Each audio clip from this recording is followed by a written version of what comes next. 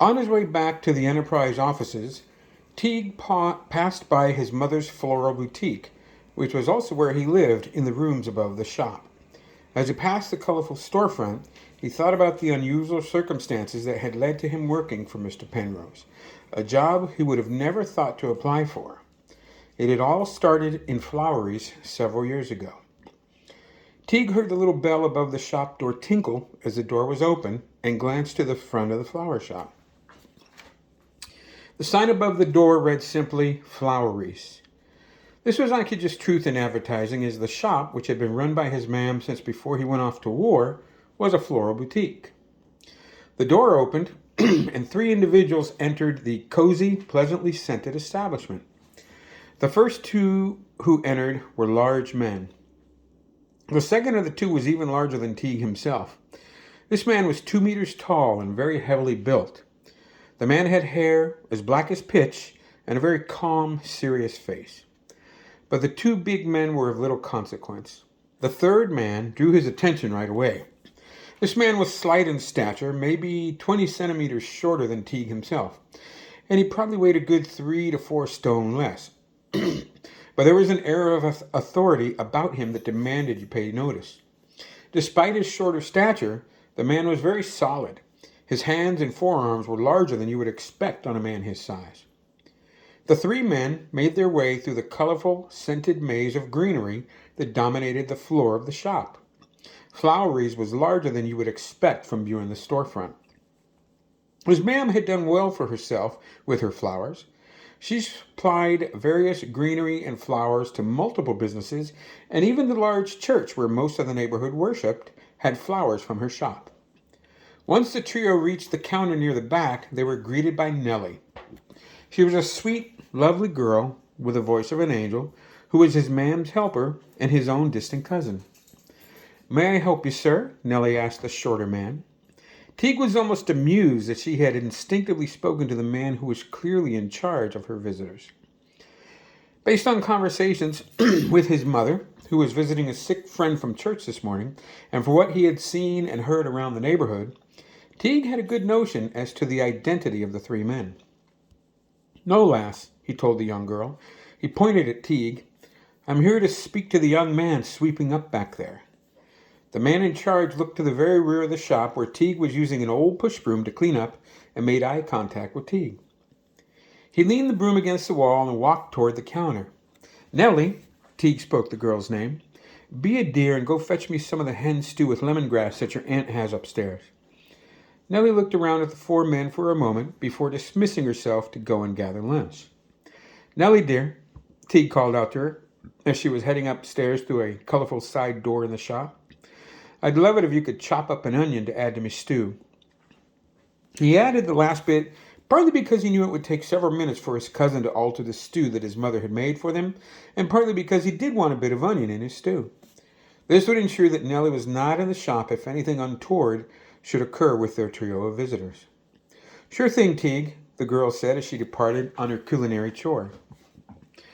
Teague saw that the larger of the two big men took notice of his cousin's leaving, and this was not unusual because Nellie was uncommonly lovely. "Do you know who I am, Joan?" Penrose asked of him. Teague's response, after a moment of wondering how the gentleman knew his given name, was, "Yes, sir, I do." The shorter man said, "Mr. Penrose. That's how I prefer to be addressed." "Yes, sir, Mr. Penrose," Teague offered. "I do know who you are." "Good," Penrose told the younger man. "That'll save us some time." "It's my understanding," Penrose continued, "that you had an encounter with an employee of mine yesterday." "Yes," Teague agreed. I met your man yesterday." Penrose asked, "Did your mother not tell you about her business arrangement with my enterprise?"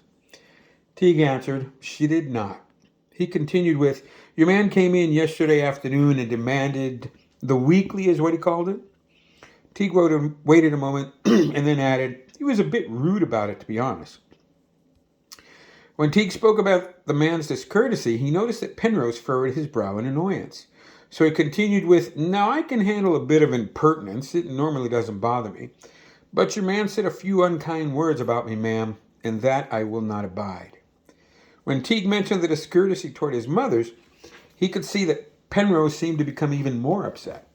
Rest assured, Penrose offered, I will have a few choice words with my employee about his behavior. Teague was a bit startled to see the larger of Penrose's two men visibly wince when his boss mentioned having choice words with the rude fellow from yesterday. He had been back from the Great War not too long ago and had heard some disquieting things about the enterprise and the man from the old country who ran it. The reaction of the large henchman made Teague think that some of the things he had heard about Mr. Penrose were probably true. As I was saying, Mr. Penrose, Teague continued, your man was a bit rude, but when he said things about me, ma'am, I had to chastise him. The larger of the two men with Penrose spoke for the first time since entering the shop. You chastised the hell out of him. Penrose scowled slightly at the language his man used. The bigger man saw the look and quickly spoke. Begging your pardon, Mr. Penrose, but I've not seen Gerald get a beating like that but once, and it was me that done it. Penrose stood thoughtfully for nearly a minute before speaking again. Be that as it may, usually when there's a transgression like this, the shopkeeper needs to pay a price. Teague was silent, but both of his fists clenched so much so that his hands became white. Very quietly, Teague spoke. Mr. Penrose, that would not be a very good idea. Both of the large men who accompanied Penrose instinctively braced themselves, with the larger of the two men almost imperceptibly putting himself slightly forward to stop Teague from reaching for his boss. Before things could escalate more, Penrose spoke. Don't worry, lad. Your mother's a grand lady, and I wouldn't think of inconveniencing her. However, a lesson needs to be taught here, and it seems that you're the one that needs to learn it. At this, the shorter of the two men accompanying Penrose put a slight smirk on his face, and even though he was the shorter of the two employees, he was still of a size with Teague, who was no small man. I'm not going to sugarcoat it, lad, Penrose said. My boys are going to take you out front and rough you up a bit. Teague nodded slowly, in understanding. After a moment of silence, Teague spoke up. Begging your pardon, Mr. Penrose, but it might be better if we take this out back behind the shop. Penrose seemed confused for a moment, but then asked, and why would that be, lad? Teague offered his thoughts. Well, sir, it seems as though you didn't care for how I handled your man yesterday, and I don't think it would be good if I did the same today with these two out front for the whole neighborhood to see.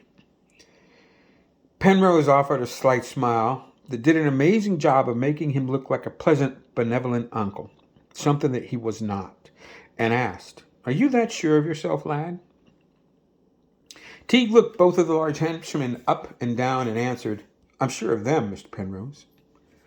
Have it your way then, lad, Penrose continued with, Make your way out back and my men will join you directly. Teague turned and started to exit the shop with the smaller of the two large men following closely. The larger of the two men held back a moment and asked his boss, How far do you want this to go, Mr. Penrose? His boss thought for a moment and then said, Don't do any permanent harm. He's actually a good lad based on the way his mother speaks of him. You know he's back from the Great War not too long ago, Penrose told his man. He was awarded the V.C. for his actions in the Somme. This caused the big man to raise an eyebrow. But he does need to learn a lesson, Brannock, and I will leave it to your judgment on that. The bigger man said, As you say, Mr. Penrose, we'll be back shortly. Then he turned and joined the other two men out back behind the shop. Penrose took the opportunity of isolation to wander slowly about the flower shop, enjoying the sights and scents of the establishment. He stopped at a section of the shop that had a large offering of Cornish heath. The pale purple flower and the scents they offered always reminded him of home. He breathed deeply and thought about what needed to be done for the rest of his day. It was a few minutes later that the door of the back of the shop opened, and Penrose turned to see Teague walk in from the back alley. Teague may have been just slightly unsteady as he entered the shop, and there was a few marks on his face, and one of his sleeves were torn, but otherwise he looked like maybe he had been sweeping up in the back. Penrose tilted his head quizzically to one side and then spoke. Now this I did not expect. Teague took a breath, not too deep, because the bigger of the two men had landed several powerful blows to his ribs. Then he told the shorter man, I told you this was business Better hand it out back, Mr. Penrose.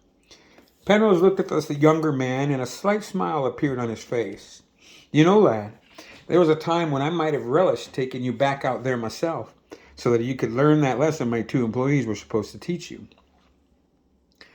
Teague took a moment to study the shorter man, who was solidly built, with wrists and arms larger than you'd expect on someone his height, and asked, "Are you that sure of yourself, Mr. Penrose?" Penrose looked the bigger man over and answered with a slight smile, "I'm sure of you, lad." The enterprise leader continued, "But I'm a proper businessman these days, and that's why I delegate certain duties after all, even if those duties don't always get performed as they should." "Well, Mr. Penrose," Teague offered, "if you like, I can collect your motor coach from out front and go round back to help with your two men. I could deliver you all to your hotel." Penrose considered that and said, "So you know where my offices are located?" Teague said, I did say that I know who you are, Mr. Penrose." Penrose waited a few minutes before a thought came to him. "Lad," he said to Teague, "how would you like to work for me?" Teague was genuinely surprised. The look on his face proved it. So it took a moment for him to respond. "Well, Mr. Penrose, that is not a job I would have ever thought to apply for." Penrose admitted, "Well, it's not something I was thinking about at the beginning of my day, lad." Teague considered the unexpected offer for almost a minute before he spoke again. The slight enterprise leader waited patiently. "If I were to work for you, Mr. Penrose, there are a couple of things." Teague continued with, "First, if I work for you, then my ma'am doesn't pay anymore." Penrose looked at him for several seconds before asking Teague, "And what else, lad? You said there were a couple of things." Teague's response was, "I'll not kill for you." Penrose considered a moment, then he spoke. "You mean to say that you did no killing in the war, lad?" Teague's face darkened at mention of the war. "No, sir," he said to Penrose. "That was war, and I did what I did. Some would say I did my duty, king and country and all, but truth be told, it haunts me to this day." Teague continued with, "So those are my thoughts on working for you, Mr. Penrose." Penrose thought for several moments, and then, "Welcome to my enterprise, lad."